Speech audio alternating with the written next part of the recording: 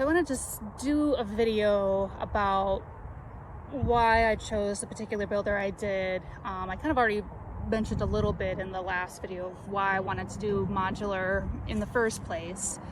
But I kind of want to talk a little bit about how I chose the company I went with and kind of what my reasons were. So just because I chose something does not mean that you necessarily have to choose that. For example, I spend all day, every day as a fashion don't.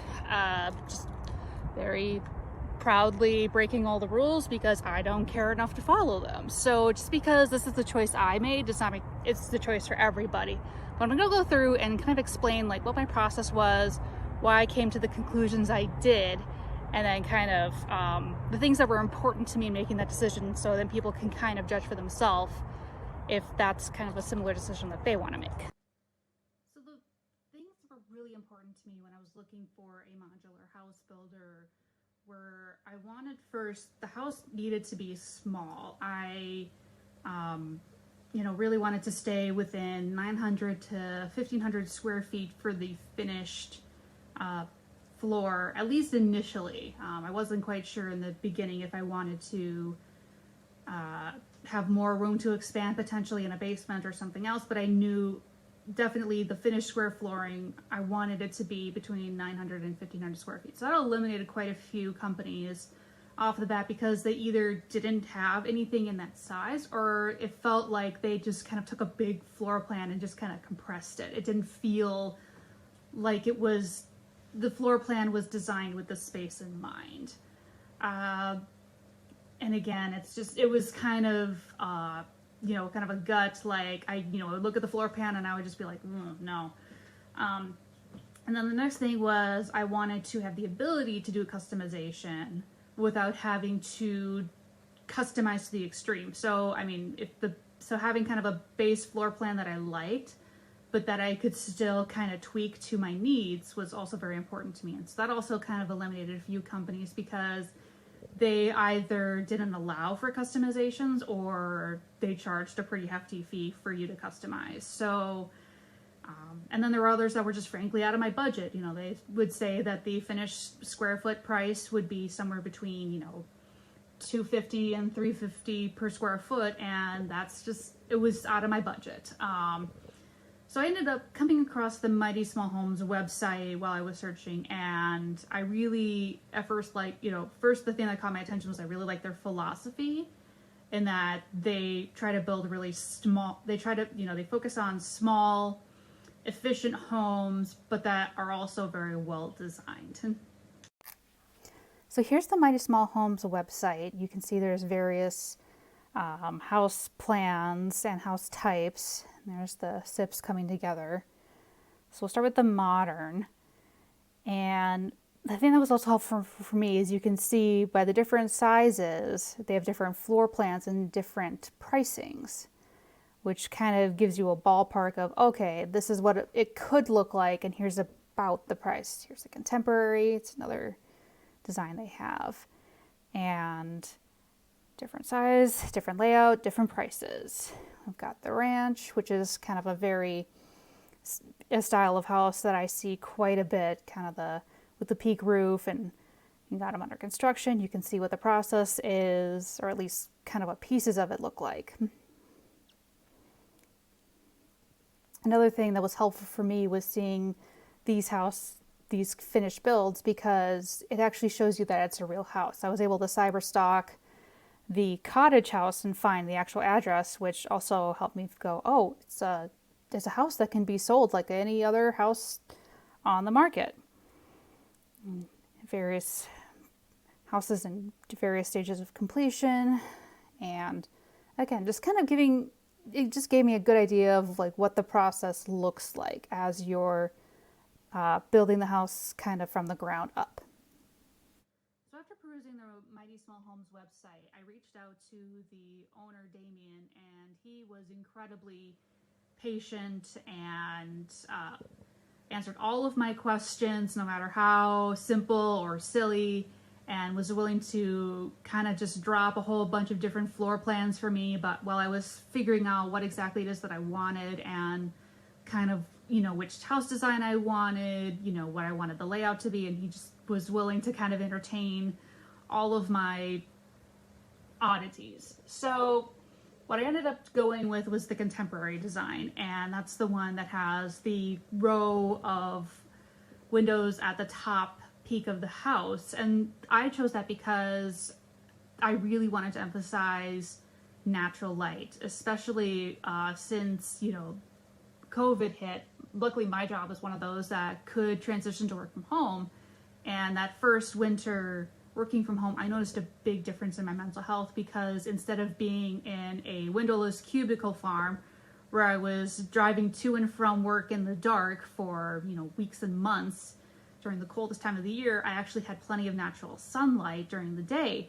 And it really made a huge difference for me, like with my mental health and a whole bunch of other things. So I was like, I got to keep that going. So that's why I went with that design, because the natural light was already integrated into it and I could kind of enhance it. So it wasn't like I was going to have to take kind of a plan that wasn't already having a lot of natural light. That's something that I've noticed with all their plans, is they try to maximize, the amount of windows you can put in there without overpowering or making sure you can't have anything on the walls. And that was just I felt the perfect one for me, because I was like, this is great. I don't have to worry about skylights. I don't have to worry about cutting anything extra. It's just right there in the design. And so the other thing that I really liked is that they would allow me to tweak the floor plan at no additional cost. I will say that I did have to pay some additional costs for the plans that I ended up getting, but that's because they don't normally have plans engineered to go over a basement. And because there's a basement in this house, as well as having to calculate for a very heavy amount of roof snow in the winter, it's not unheard of for us to get, multiple feet of snow at a time in the winter in Minnesota. They needed to do the calculations to show that the house will be able to withstand that and be still standing. So that cost a little bit extra. But in some ways, that was probably going to be the case no matter which one I went with, because a lot of the home kits that I found did not have basement as a standard. And so kind of one of the things that I realized very quickly is that if I wanted to do that, I was going to have to pay extra. So where we are in the process now is we are basically trying to figure out when the excavating can happen. It was kind of a thing where there was some schedule mishmash, and so the person who's going to be, the crew is going to be doing the excavation for the foundation kind of couldn't work us into their schedule as fast as we wanted, but it's happening. It's a little bit slower than I'd like, but it's happening, which is kind of the general theme of this particular project. And the panels are currently being fabricated. So at this point, I don't have a real solid timeline.